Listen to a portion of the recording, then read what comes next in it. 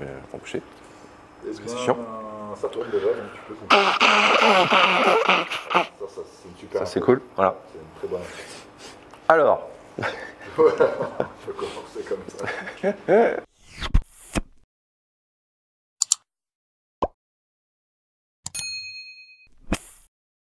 Eh ben salut à tous, c'est les vacances, trop cool.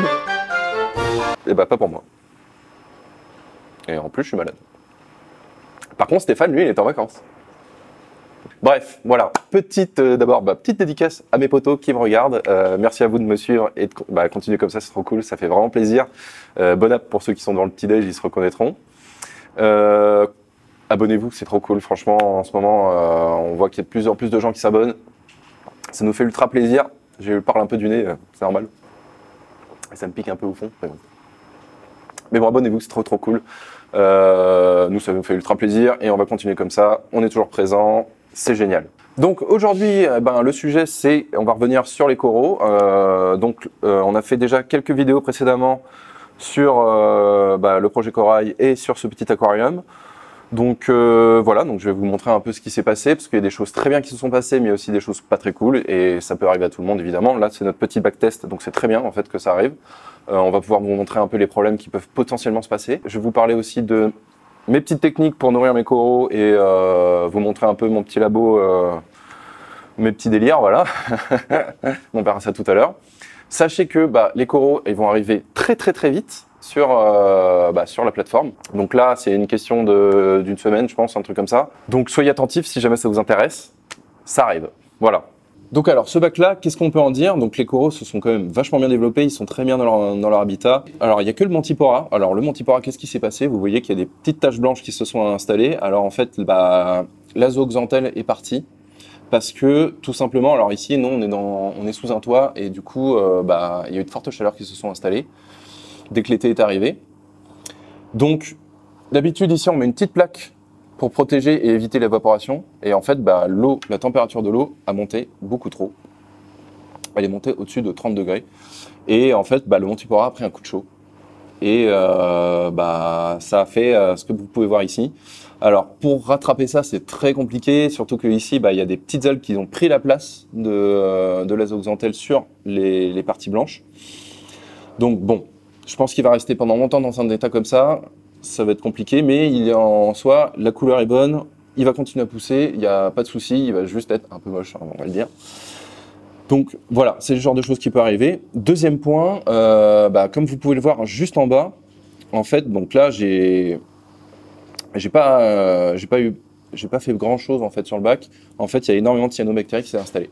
Donc ça, il y a un petit problème d'équilibrage. Je pense que c'est quand le coup de chaud est arrivé. Donc la cyanobactérie est venue, s'est installée et en fait ça va continuer à pousser, ça va continuer ça va tout envahir et ça peut atteindre les coraux et c'est très mauvais. Donc qu'est-ce qu'on a comme solution contre ça? Alors moi j'ai fait un petit traitement déjà qui a commencé avec un produit, je vais le présenter juste après. Donc vous pouvez voir ici, il y a une partie qui est un peu foncée de la cyanobactérie qui est un peu noire. En fait, c'est déjà une partie qui a déjà commencé à mourir. Donc le traitement a un petit peu fonctionné, donc c'est pas trop mal. Le reste, je pense que je vais siphonner le fond du sable pour en enlever le maximum et commencer le traitement. Alors moi, j'ai un petit produit qui est juste ici. Alors pour l'instant, il est flouté parce que on va voir avec le partenaire comment ça se passe. On va tester le produit, on va voir s'il fonctionne bien. Il y a un protocole à suivre donc c'est assez exigeant, ça va prendre un petit peu de temps. Mais bon, si ça fonctionne, nous on va le mettre sur la plateforme, on va vous les présenter.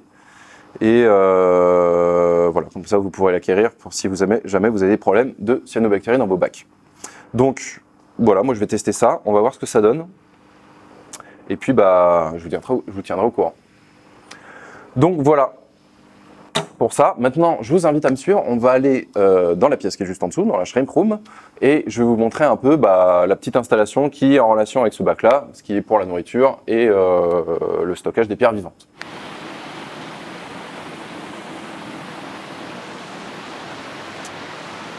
Alors, nous voilà de nouveau dans la shrimp room.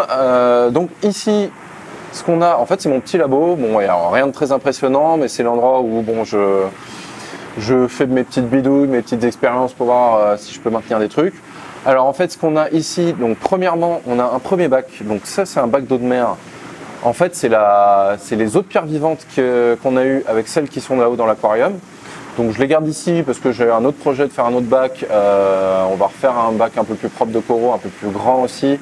Peut-être faire des boutures, on va voir un peu comment on peut se débrouiller. Donc là, je les maintiens donc dans quelque chose d'assez simple, c'est de l'eau de mer, je fais des changements d'eau. Il y a juste un bullage et un petit brasseur. Donc voilà, ça permet que la vie reste et que l'eau soit oxygénée. Donc voilà, le deuxième bac qui est juste là, alors ça c'est une souche de microalgues pour d'eau douce. Donc là, c'est une souche que j'ai récupérée dans un bac qui a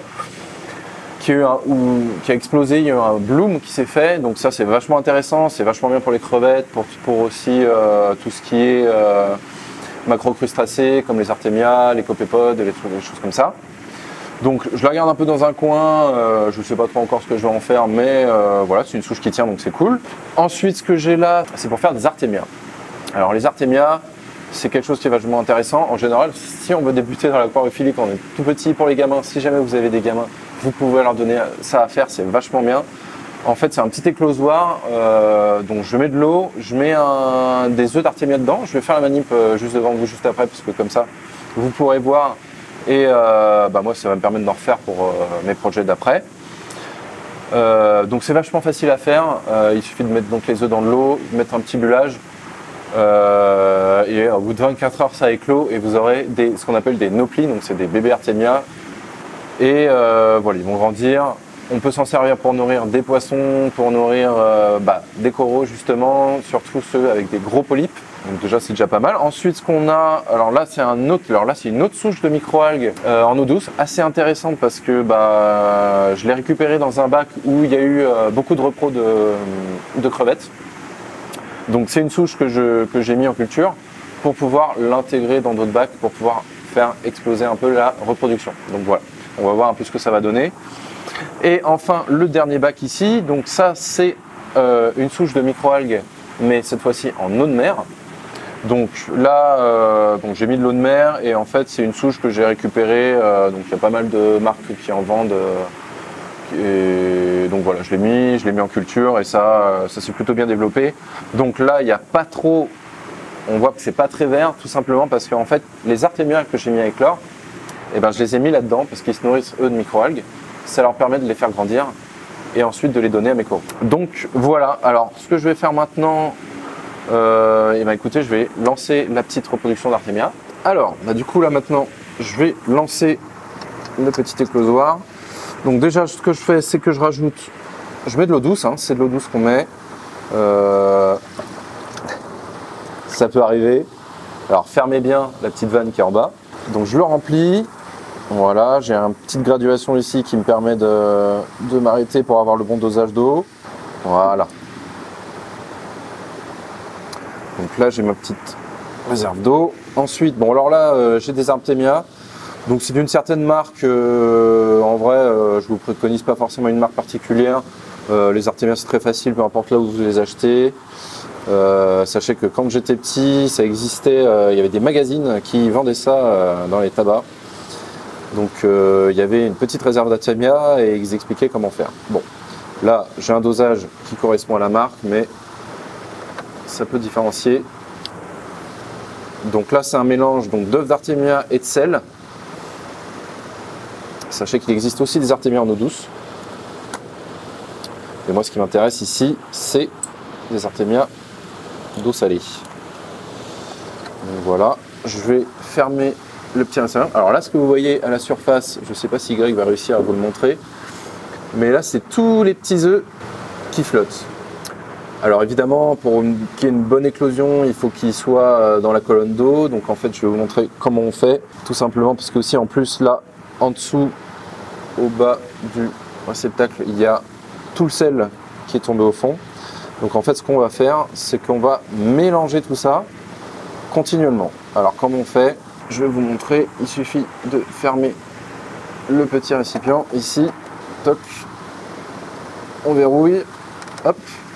Et là, ici, ce que je vais faire, c'est que je vais brancher de l'air. Alors, ma petite pompe, elle est là, elle fonctionne. C'est une petite pompe à air de tout ce qu'il y a de plus standard. Et je la branche ici et vous allez voir, hop, voilà.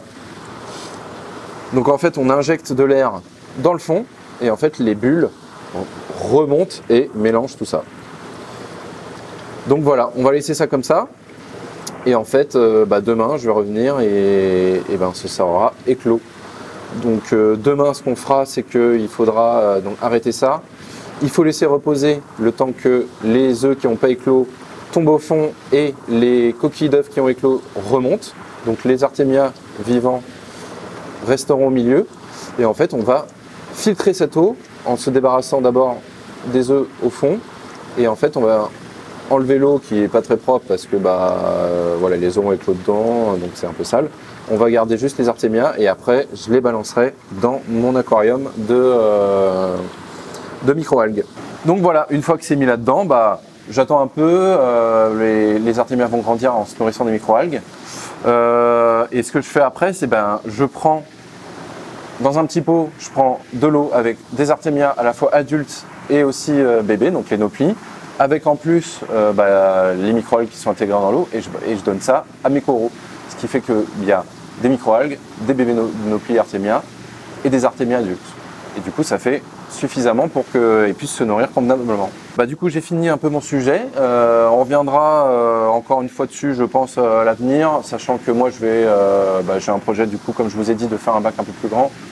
Bon, c'est pas pour tout de suite, on verra un peu comment ça se présente. Du coup, continuez à nous suivre, continuez à vous abonner sur Instagram. On va revenir un peu plus en force là-dessus parce qu'on a beaucoup de choses à vous montrer. Il y aura sûrement des codes promo qui vont tomber, donc soyez bien attentifs. Et voilà, sur ce, je vous dis à la prochaine. Moi, je vais aller me reposer et me guérir. Et à la prochaine pour une nouvelle vidéo. Plein de bisous, à bientôt.